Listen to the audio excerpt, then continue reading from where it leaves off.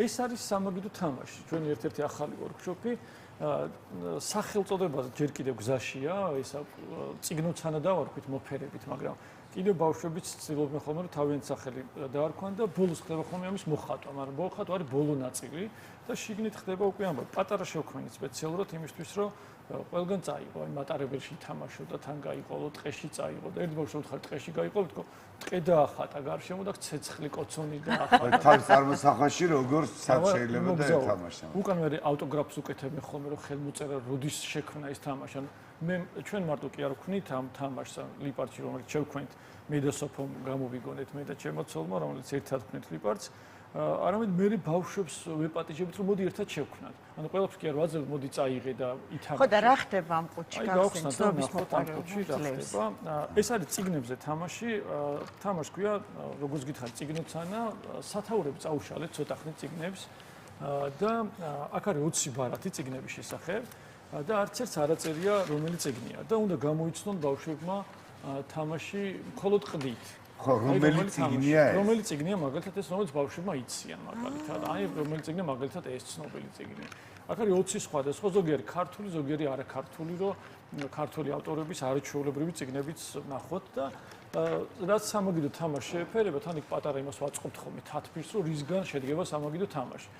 პატარა დაფაზე ჩამოვწერთ ხოლმე და მე ვიწყებთ უკვე შეყრას თამაშით. გვჭირდება დაფა, რა თქმა უნდა, იმისთვის რომ თამაში დავიწყოთ, სამაგიდო დაფა იშლება, ესეც პატარაა შესაბამისად და დაფაზეც არის 4 ამბავი ხდება. ერთი როგორც გითხარით არის წიგნები. წიგნებს უყვართ კიდევ სახლი, ეს სახლი არის ბიბლიოთეკა, უცნაური ბიბლიოთეკების ბარათი შევქმნით. აი აქ მოყვება კიდევ ესეთი უცნაური ბიბლიოთეკები, მაგალითად სოფლიოს უცნაური 5 ბიბლიოთეკაა. რომელიც ამოუვა გაგორებით, რომელსაც ბავშვი გააგორებს აი ესე.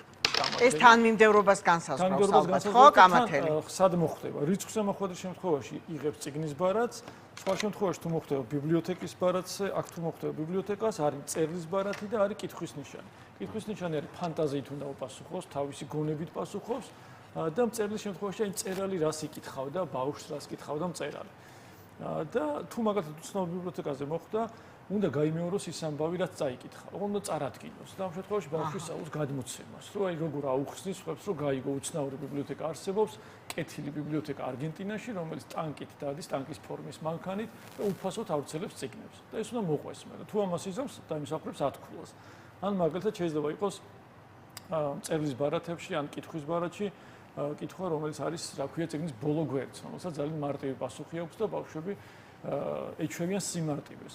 ამ ჩიხში შესასვლელსაც ვთავაზობთ და გამოსასვლელად რომ მე თვითონ იპოვოს ამას. და დროზეც არის დამოკიდებული, რადგან ქვიშის საათი მოყვება ამ ნაკრებს, ხო? წუთიანია, ბავშვები ამას ტესტავენ ხოლმე, მოიცავ ხომ მართლა ერთი წუთიაო, აინტერესებს და თან მნიშვნელოვანი არის, რომ ფერებს თვითონ არჩევენ ბავშვები, რომ რა ფერის რომელი ფიგურა აირჩიონ.